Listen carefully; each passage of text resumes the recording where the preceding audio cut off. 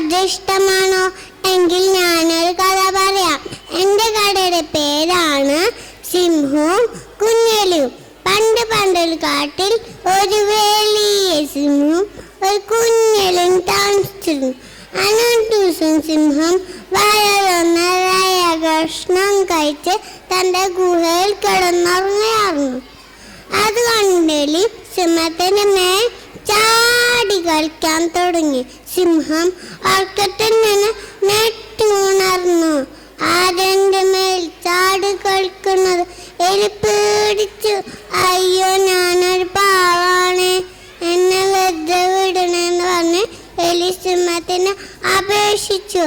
എന്നേലും സിംഹത്തിന് സഹായിക്കാം പറഞ്ഞു എലി.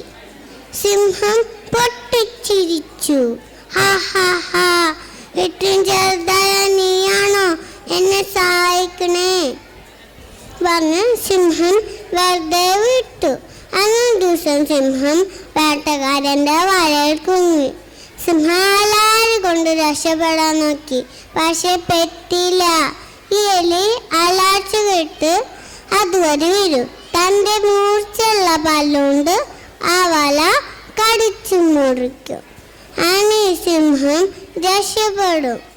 സന്തോഷത്തോടെ സിംഹം നന്ദി പറയും. കൂട്ടുകാരെ, ഇതിൻ്റെ ഗുണപാഠെന്താ? വലുതായാലും ചെറുതായാലും എല്ലാത്തിനും അതിൻ്റെതായ മഹത്വമുണ്ട്. Thank you.